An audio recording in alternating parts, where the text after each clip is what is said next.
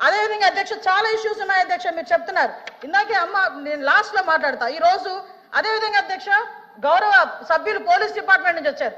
ఒక కేసు వచ్చిన తర్వాత దాని ఇన్వెస్టిగేషన్ చేయాలి, దాని గురించి సంబంధించి ఛార్జ్ షీట్ ఫైల్ చేయాలి, ఫోరెన్సిక్ డిపార్ట్మెంట్ నుంచి మనకి రావాలి అధ్యక్ష, రిపోర్ట్లు కూడా రావాలి.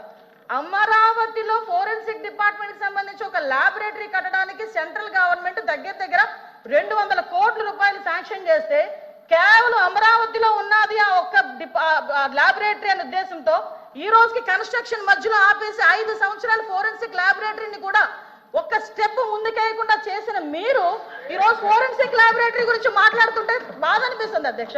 5 సంవత్సరాలు వేస్ట్ అయింది.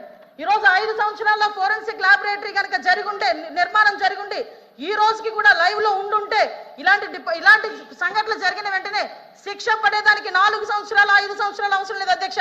4-5 నెలల్లో శిక్ష పడి నేరస్తున్న వాళ్ళు ఈ రోజు జైలు శిక్ష అనుభవించే పరిస్థితులు ఉండేది అధ్యక్ష.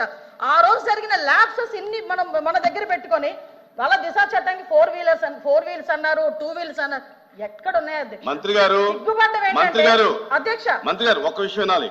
ఇప్పుడు అడిగిన దానికి సమాధానం చెప్పండి.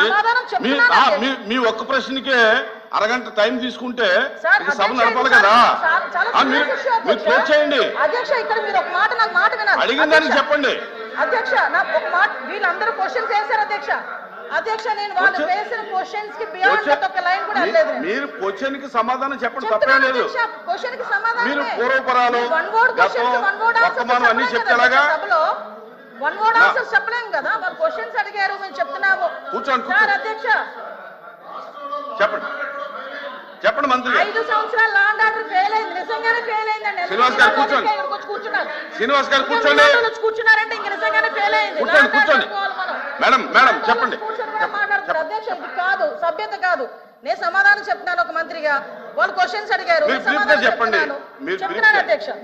ఇంకా అధ్యక్ష, ఈ రోజు మహిళల గురించి మాట్లాడటం అన్నది, మహిళల గురించి భాష గారు అయిన తర్వాత మాట్లాడదు. మేడం గారు చెప్పిన తర్వాత నేను మీకు రిక్వెస్ట్, మేడం మీరు చేతితో మాట్లాడండి. చాలా అనకూడదు కాబట్టి నేను ఆగుతున్నా. ఇప్పుడు వరకు సభ్యులు అడిగిన క్వశ్చన్స్ ని దాటి నేను ఒక్క లైన్ ముందుకెళ్ళానేమో మీరే చెప్పండి. సభ్యులు అడిగిన దానికి కూడా వినే ఓపిక, వాస్తవాలు చెప్తుంటే అంత బాధగా ఉందా?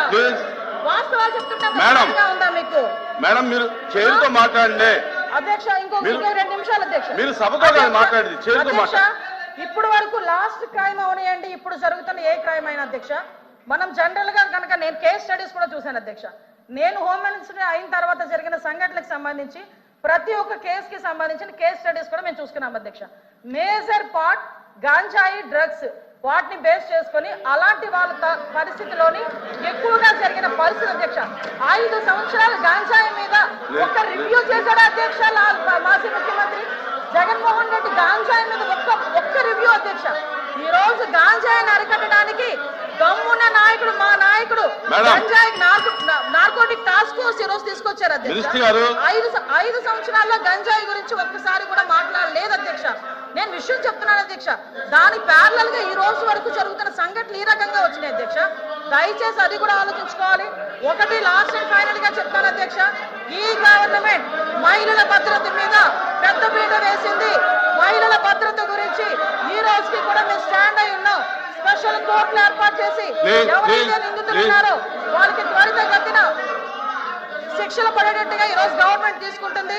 మహిళల విషయంలో ఇంక్లూడింగ్ జగన్మోహన్ రెడ్డి తల్లికి చెల్లికి అన్యాయం జరిగిన ఈ రోజు ఈ గవర్నమెంట్ మేము నుంచుంటామని చెప్పి మీ సభాముఖంగా మీ అందరికీ కూడా తెలియజేసుకుంటున్నాం అధ్యక్ష.